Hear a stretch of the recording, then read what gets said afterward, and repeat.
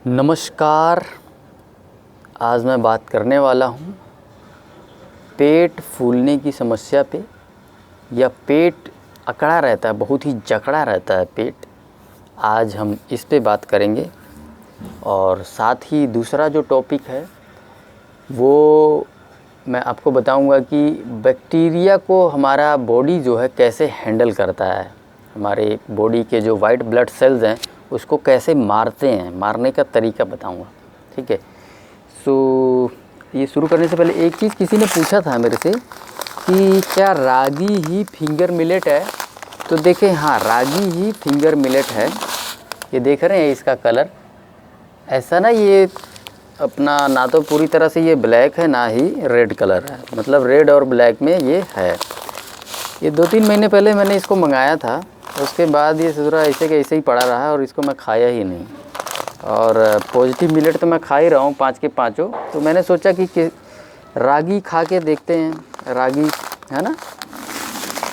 Actually अभी मैंने recently research किया तो मैंने पाया कि इसमें कैल्शियम ही बहुत ज़्यादा है, बहुत ही ज़्यादा कैल्शियम, और एकदम अवेलेबल फॉर्म में है। किसी को कैल्शियम की कमी है तो इसको खाओ दबा के। ठीक है। रागी कहते हैं कि भाई थोड़ा गर्म होता है ये, अब पता नहीं, मैंने तो खाया पिया नहीं है, इस साला ठंडा है कि गर्म है, इसको खा पी के ही पता चलेगा। लोग बोलते हैं, चलो खा के किसी दिन देखते हैं गर्म है कि ठंडा है। लेकिन अब समझ में आ रहा है कैल्शियम इतनी ज़्यादा मात्रा में, इसको तो ज़रूर खाना चाहिए। ठीक है।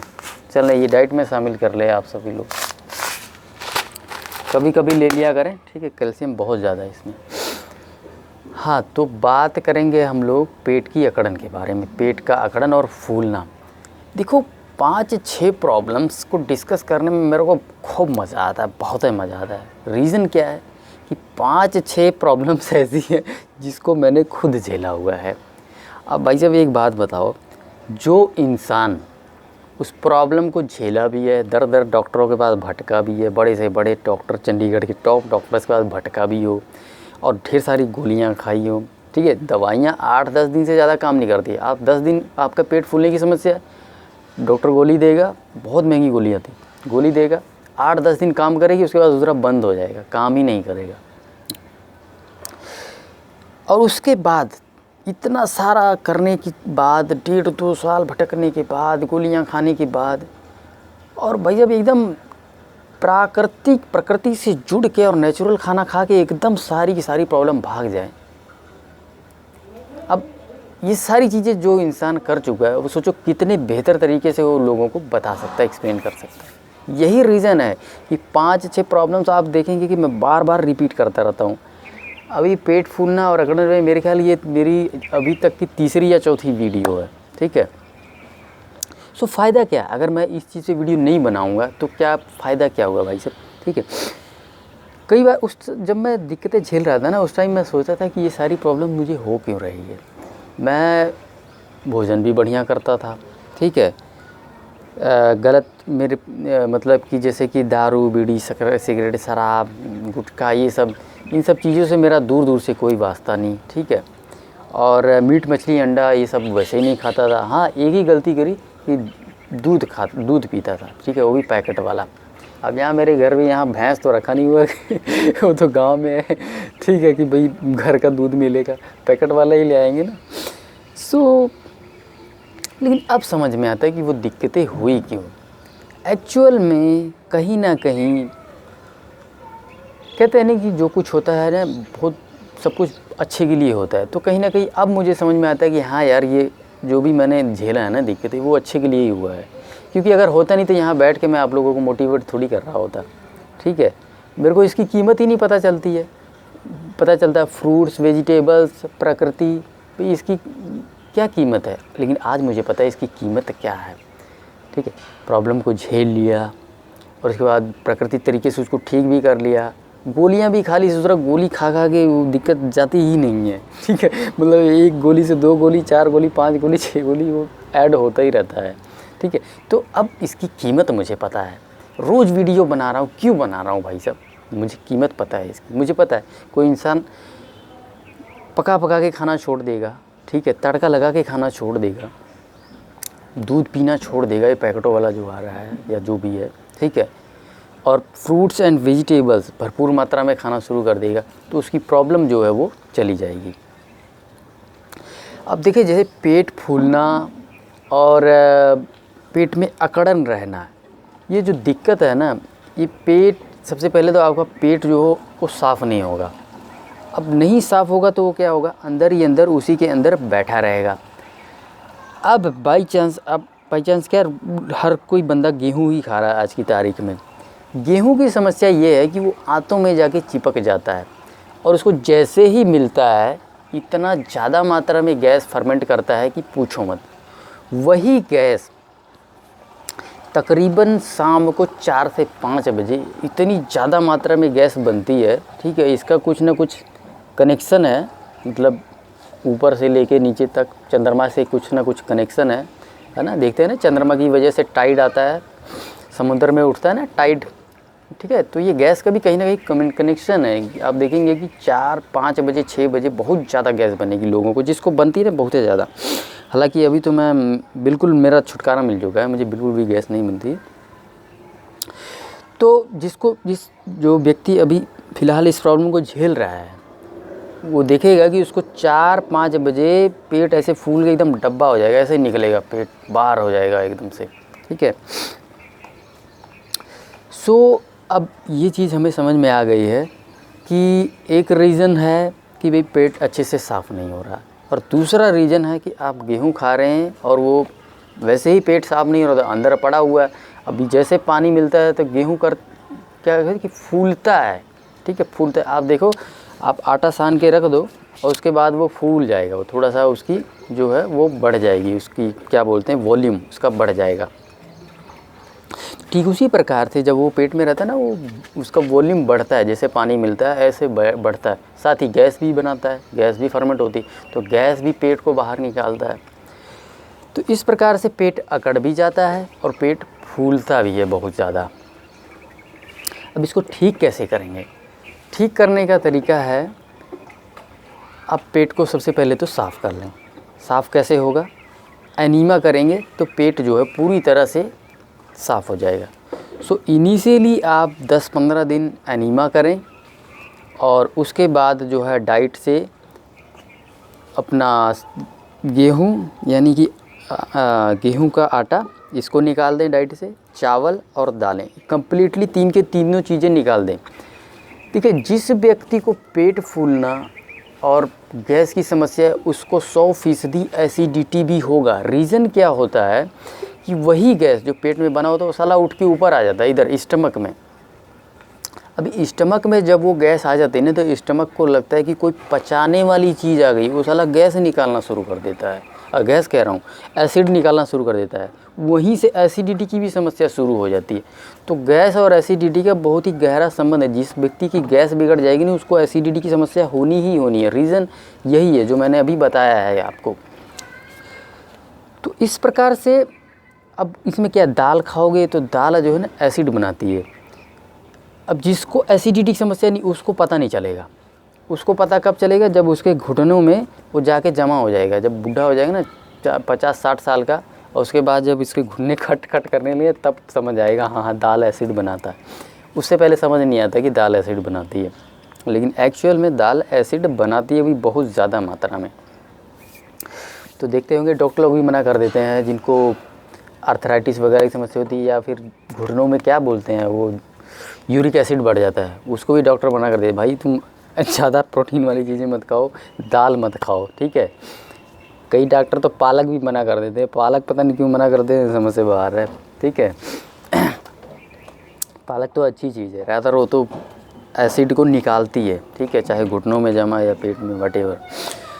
सो इस प्रकार से जो है ये चीज़ें बंद कर देने हैं आपको, ठीक है। दाल, चावल और गेहूं की रोटी।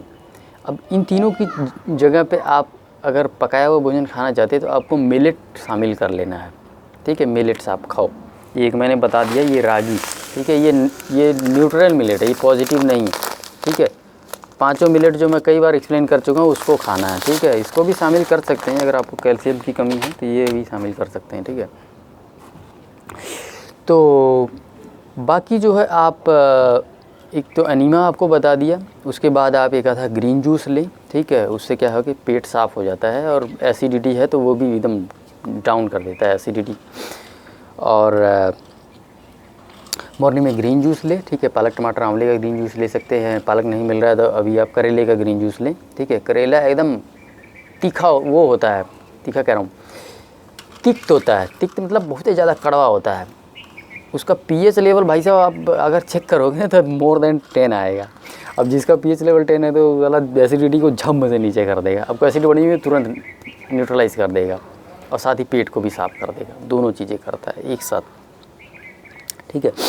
तो आयुर्वेद में भी ये बात लिखा गया है कि जो तिक्त वाली चीज़ें होती हैं वो एसिड के अगेंस्ट काम करती है, यानी कि एसिड को न्यूट्रलाइज कर देती हैं, ठीक है। कशैला और तिक्त दोनों ही, ठीक है। जैसे आंवला वो भी रिड्यूस करेगा, नहीं मत करो, जाओ नीचे नीचे चले जाओ, ठीक है। और साथ ही जो है करेला जो है वो भी, साथ ही नीम भी उसी की कैटेगरी में आता है। नीम लेंगे तो वो भी जो है एसिड को न्यूट्रलाइज कर देगा।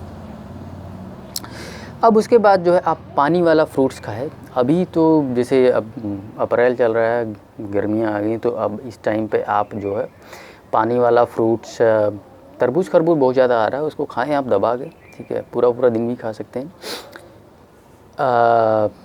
उसके बाद आप जो है सैलेड लें, ठीक है, सलाद लें पूरा का पूरा दिन। हाँ देखिए, एक चीज़ मुझे अब याद आया, ये सारी चीज़ें तो चली गई, लेकिन दूसरा जो पेट का अकड़न होता है ना, जकड़न जो पूरा जकड़ के रखता था, वो 2-2.5 महीने तक तकरीबन 70-75% तो चला गया था, लेकिन 20-25% अभी भी नहीं जा रहा था। अब जब मैं पुराने दिनों को याद करता था 2016-15 की, तो मैं कहता था मेरा पेट तो बहुत ही रिलैक्स रहता था, ये साला 20-25% अभी तक नहीं गया है, इसका क्या वजह है। उस 20-25% को निकालने के लिए मैंने क्या किया, उस टाइम लॉकडाउन चल रहा था, मैंने भाई जब 15 दिन की एक डाइट की जिसमें तरबूज खरबूज ही खाया पूरा दिन। मैंने दिमाग लगाया, मैंने कहा ये जो पेट है ना, इसको एकदम ही रिलैक्स कर दो, मतलब ऐसी चीज़ डालो कि इसको साले को पचाना ही ना पड़े, जिसमें पानी ही पानी हो। 15 दिन का डाइट किया मैंने तरबूज खरबूज का, पूरा दिन खाया, ठीक है। थोड़ा सा और वज़न मेरा कम हो गया उस टाइम पे हालांकि, लेकिन तो पेट की अकड़न थी 100% चली गई भाई साहब। जो 20-25% रहती थी ना रॉ डाइट करने के बाद, महीना 1.5 महीने जैसे रॉ डाइट मैंने कर लिया था, तो उससे तो पेट की अकड़न चली गई थी 70-75%, लेकिन 20-25% अभी भी रह गया था। तो फिर वो जो बचा खुचा जो था ना, वो उसी से गया। जब मैंने 15 दिन का जो है ये तरबूज खरबूज खाया पूरा दिन, अब इसको तो कुछ काम ही नहीं करना पड़ा। तरबूज खरबूज में क्या, पूरा का पूरा पानी है भाई साहब, ठीक है। और पर 100 आपको यही 20-25 कैलोरी मिलता है, तो मेरा काम चल जाता था। वैसे भी लॉकडाउन में कौन सा, हमें लॉकडाउन में घर ही था। तो इस तरह से जो है अगर आपको पेट की अकड़न की समस्या है तो आप जो है पेट को पूरी तरह से एकदम रिलैक्स कर दो साले को। 15-20 दिन एकदम पानी वाली चीज़ खाओ, ठीक है, जिसमें ज़्यादा पानी हो, ज़्यादा काम करना नहीं पड़ेगा, तो एकदम रिलैक्स हो जाएगी पूरी मसल एकदम रिलैक्स। और उसके बाद भाई साहब पेट की अकड़न कहाँ गई पता ही नहीं। तो अब आप समझ ही गए, ठीक है। बाकी रात को आप जो है एक आधे टाइम पकाया हुआ भोजन खा सकते हैं। अगर आप 24/7 रॉ डाइट कर सकते हैं तो बहुत ही अच्छी बात है। 1 सेकेंड। दूध वगैरह ये सब कम्प्लीटली बंद कर देना। दूध बहुत ज़्यादा गैस बनाता है। इसके अलावा दूध की बहुत सारे नुकसान है, आप सोच नहीं सकते हैं, ठीक है। मतलब कि बस अभी एक्सप्लेन नहीं करूँगा क्या क्या इसके नुकसान है, बस मिल्क और मिल्क प्रोडक्ट सारे कम्प्लीटली इसमें बंद कर देना। हाँ, तो यहाँ पे अपना ये एक टॉपिक समाप्त हुआ। अब हम दूसरा बात करेंगे कि बैक्टीरिया को हमारा शरीर हैंडल कैसे करता है, उसको मारता कैसे है, ठीक है। आज अब हम उसके बारे में बात करेंगे। देखिए, जैसे ही बैक्टीरिया हमारी बॉडी में इंटर करता है, वैसे ही उसके पास आता है एंटीबॉडी, ठीक है। एंटीजन और एंटीबॉडी क्या होता है, सबसे पहले तो मैं आपको वो चीज़ समझा देता हूँ। देखिए, एंटीबॉडी जैसे कि एंटीजन मान लो एक कोई जानवर है, उसके 2 सींग है, ठीक है, तो वो अपने सींगों से अपना बचाव कर सकता है, वो हो गया एंटीजन। लेकिन अब मैं उसको एक जो है रस्सी लेके और एक खूंटा गाड़ के, खूंटा जानते हैं क्या होता है, किसी चीज़ को ज़मीन में गाड़ दो अच्छे से, उसको ठोक के और फिर रस्सी से उसको बांध दो, ठीक है। तो रस्सी और उसको खूंटे में ले जाके उसको बांध दो। उस जो बांधने की प्रक्रिया है जिससे उसको बांधा गया है वो होता है एंटीबॉडी। एंटीजन एंटीबॉडी समझ गए। एंटीजन होता है किसी चीज़ में उसको बचाव करने के लिए कि भाई वो बचाव कर सकता है, ठीक है, उसके बाहरी आवरण पे होता है एंटीजन। और एंटीबॉडी क्या है, एंटीबॉडी उसको बांधने की प्रक्रिया, दैट इज़ कॉल्ड एंटीबॉडी। जिस चीज़ से उसको बांधा उसे बोला जाएगा एंटीबॉडी। अब देखिए जैसे कोई बैक्टीरिया आता है तो सबसे पहले क्या करेगा, इसके ना 2 प्रक्रियाएं हैं, the one way which we called the classical pathway and the other we called it alternative pathway, right. The first one I am discussing the classical pathway, right. So classical pathway में होता क्या है कि सबसे पहले आता है antibody. Antibody देखता है भी बैक्टीरिया कहाँ है। अब जहाँ उसका एंटीजन होगा ना, मान लो उसका सूर्य का सींग है एंटीजन, वो वहीं जाके फंसा लेगा। एंटीबॉडी बेसिकली ऐसा गुलेल टाइप का होता है, ये देख रहे हैं वाई, जानते हैं ना वाई, ऐसे गुलेल पता कैसा होता है, वाई ऐसे। ये क्या करता है, मान लो ये बैक्टीरिया इधर, ये हाथ में बैक्टीरिया हाथ, ऐसे जाके और उसके ऊपर ये सींग है उसकी, यानी कि उसका एंटीजन, ऐसे जाके वहाँ उसको पकड़ लेगा, ऐसे चिपका लेगा, ठीक है। तुम नीचे जाओ, तो मैं बोल रहा हूँ बेटा ना, ऊपर पापा बुला रहे हैं, जाओ नीचे। उसके बाद क्या करेगा, उसको पकड़ लेगा। अब यहाँ पे इन क्लासिकल पाथवे कुछ प्रोटीन्स निकलते हैं लीवर से, ठीक है, 9 प्रकार के प्रोटीन्स। इसमें प्रोटीन क्या करता है, सबसे पहले आएगा प्रोटीन C1, ठीक है। जब ये एंटीबॉडी यहाँ पे चिपकता है बैक्टीरिया के साथ, तो इसका जो टेल वाला हिस्सा यानी पूंछ वाला हिस्सा वो कुछ एक्टिवेट करता है उसमें, और उस सेंसेशन से, उस एक्टिवेशन से जो लीवर के द्वारा 9 प्रकार के जो प्रोटीन्स बनाए गए होते हैं वो उनको वो सेंसेशन पहुंच जाता है, तो वो एक एक करके आके चिपकने लगते हैं। सबसे पहले जो आएगा आके चिपकेगा, दैट इज़ कॉल्ड C1b, ठीक है, इसके ऊपर आके चिपक जाएगा, इसकी टेल के ऊपर, ठीक है, प्रोटीन है बेसिकली एक प्रकार का। अभी नेक्स्ट जो प्रोटीन आएगा दैट इज कॉल्ड C4b, अगला प्रोटीन चिपक गया। उसके बाद नेक्स्ट प्रोटीन चिपकेगा C2b, फिर C3b, C5b, C4 तो ऑलरेडी जमा हो गया, फिर 6, 7, 8, 9। देख रहे ये बैक्टीरिया है, यहाँ पे बैक्टीरिया है, ठीक है। इसके ऊपर ऊपर ऊपर करते करते करते क्या करते हैं ये सूर्य जो होते हैं, जो प्रोटीन्स होते हैं, इधर ऐसे ऐसे करते करते नहीं अंदर घुस जाते हैं उसके 9, ऐसे करके करते करते 9 तक पहुँचेंगे और अंदर घुस जाएगा। अब एक बात बताओ, किसी चीज़ के अंदर कोई चीज़ अगर घुसेड़ दोगे तो उसका सूर्य का तो अजड़ी पोजड़ी सब बाहर आ जाएगा, यानी कि उसका जो साइटोप्लाज्म एंड ऑल दैट, उसका जो भी लिक्विड पदार्थ है वो सारा का सारा बाहर आ जाएगा। बाहर आ जाएगा तो obvious सी बात है वो मर जाएगा, बचेगा थोड़ी। तो इस तरह से बैक्टीरिया को मारा जाता है। इसमें कहीं भी न्यूट्रोफिल नहीं आया, कहीं पे भी मैक्रोफेज नहीं आया, ठीक है, इनकी आवश्यकता ही नहीं पड़ी। प्रोटीन और एंटीबॉडी ने ही इसका काम तमाम कर दिया। So this is called the classical pathway. इसमें ये जो प्रोटीन्स आए हैं 1 बाय 1 करके, ठीक है, C1b बोलो या C4b, C3b बोलो, C5b बोलो, इनमें से जो C3b होता है, वैसे तो इन सभी के टेल्स पे, ये जो प्रोटीन्स होते हैं इन सभी के टेल्स पे एक मॉलिक्यूल होता है, एक पदार्थ होता है जो जैसे ही वो उस पर चिपकते हैं वो निकल के बाहर चला जाता है, ठीक है। उसका भी एक काम होता है बेसिकली, जो बाहर जाते हैं ये ना, ऊपर एक जो है मास्ट सेल होता है हमारे, मतलब कि ये जो स्किन है ना, इसी के नीचे मास्ट सेल होता है, mast cell, must cell, mast cell, mast spelling होती है MAST, mast cell.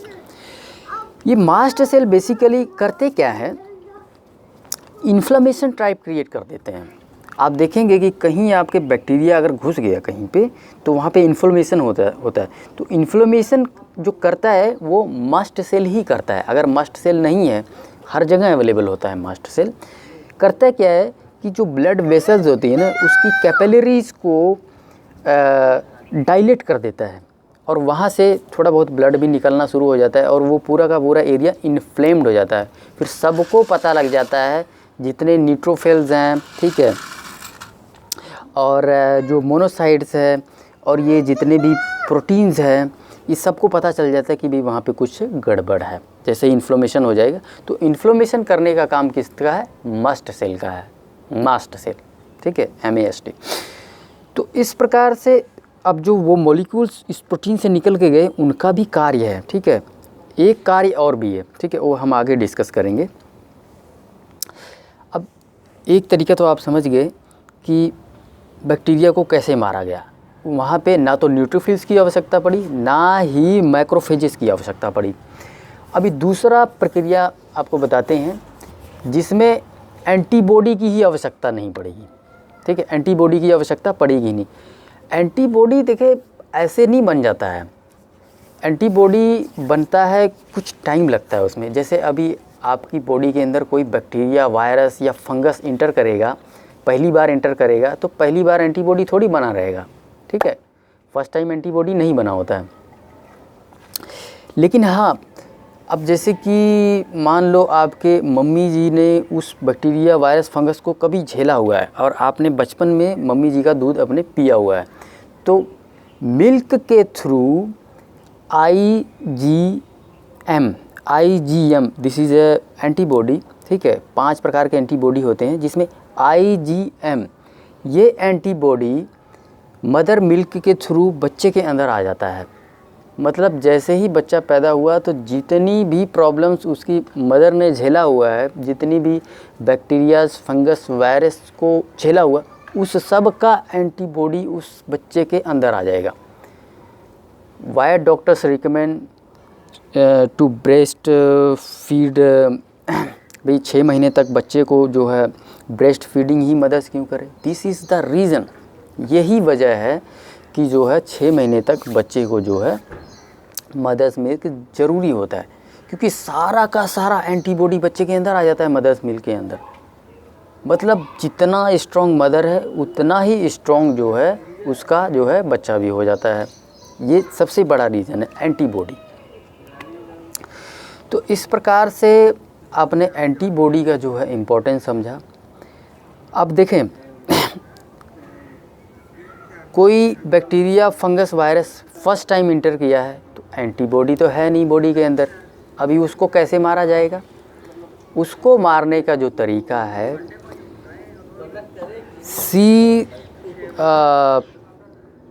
C3b protein, वो सबसे पहले क्या करेगा, जो बैक्टीरिया है उसके ऊपर जो एंटीजन है, ठीक है, एंटीजन खुद ही अट्रैक्ट कर लेता है। जो बैक्टीरिया का एंटीजन है, बाहर जो एंटीजन लगा हुआ है, वो खुद अट्रैक्ट कर लेता है। ऐसे में क्या करता है, C3b प्रोटीन आके उस पर चिपक जाता है, उसके बाद B सेल को चिपका देता है, उसके बाद अगेन C3b को चिपका लेता है, उसके बाद C5b को चिपका लेता है, और फिर उसके बाद वही 6, 7, 8, 9, 10 जाके ससुरे उसके अंदर घुस जाएंगे।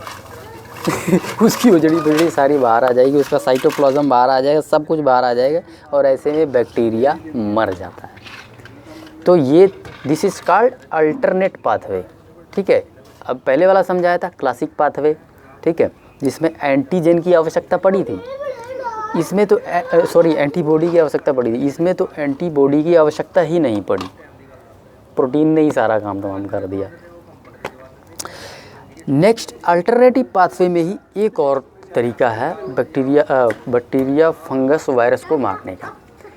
इसमें एंटीबॉडी की आवश्यकता पड़ती है, लेकिन प्रोटीन की आवश्यकता नहीं पड़ती। जो प्रोटीन्स है ना, जो 9 प्रकार के प्रोटीन हमने आपको बताया, उसकी आवश्यकता नहीं पड़ती है। बैक्टीरिया, फंगस, वायरस आया, उसके ऊपर का जो एंटीजन है वहाँ आके एंटीबॉडी चिपक गया। एंटीबॉडी कौन? वाई शेप वाला, जो गुलेल शेप वाला होता है ना, वाई शेप वाला, उसके ऊपर आके चिपक गया। ठीक है। अब क्या यहाँ पे आएगा और वो अपनी टेल को हिलाएगा। जो एंटीबॉडी है ना, ऐसे जो गुलेल वाला ऊपर वाला हिस्सा, वो टेल को हिलाएगा। वो सिग्नल, बेसिकली सिग्नल भेज रहा है सबको कि भैया आओ, पकड़ लिया है हमने इसको, ठीक है, आओ इसका काम तमाम करो। अब यहाँ पे प्रोटीन नहीं आएगा, किसी प्रकार का प्रोटीन नहीं आएगा। कौन आएगा? मैक्रोफेजेस। मैक्रोफेजेस आएगा या न्यूट्रोफिल आएगा। अब ये मैक्रोफेजेस और न्यूट्रोफिल क्या है? ये सारे राक्षस है, राक्षस। हमारी बॉडी के अंदर बैठे वाइट ब्लड सेल राक्षस है, कच्चा ही खा जाते हैं ये तो। अब ये आएगा, उसने पकड़ के रखा हुआ है, ठीक है। अब भाग सकता नहीं है बैक्टीरिया, क्योंकि पकड़ के रखा हुआ है, ठीक है। एंटीबॉडी ने उसको दबोच रखा है, तो जल्दी आओ, जल्दी आओ। न्यूट्रोफिल या फिर मैक्रोफेजेस आएगा। दोनों में फ़र्क क्या है वैसे, न्यूट्रोफिल और मैक्रोफेजेस? मुझे न्यूट्रोफिल मान लो, और जो 100 किलो इसका कोई बंदा है उसको मैक्रोफेज मान लो, यही फ़र्क है। मतलब न्यूट्रोफिल दुबला पतला होता है, लेकिन भागने में बहुत तेज़ी होता है, मोटाइल होता है, विच वी कॉल्ड मोटाइल, बहुत तेज़ी से भागे। अब ओबियसली बात है, जो दुबला पतला होगा तो तेज़ी से ही भागेगा। तो सबसे पहले ना न्यूट्रोफिल ही आता है, उसके पीछे पीछे धीरे धीरे मैक्रोफेज आता है। ज़्यादा वजन है ना, धीरे धीरे आता है। तो इसमें दोनों ही, कोई भी मान लो न्यूट्रोफिल आ रहा है तो न्यूट्रोफिल उसको खा जाएगा। अब एक चीज़ और यहाँ पे प्रोसेस मैं आपको समझाता हूँ कि एंटीबॉडी बनता कैसे है। बेसिकली एंटीबॉडी बनने का क्या प्रोसेस है। वीडियो वैसे बहुत ज़्यादा लंबी हो जा रही है, डिस्कस करें कि ना करें?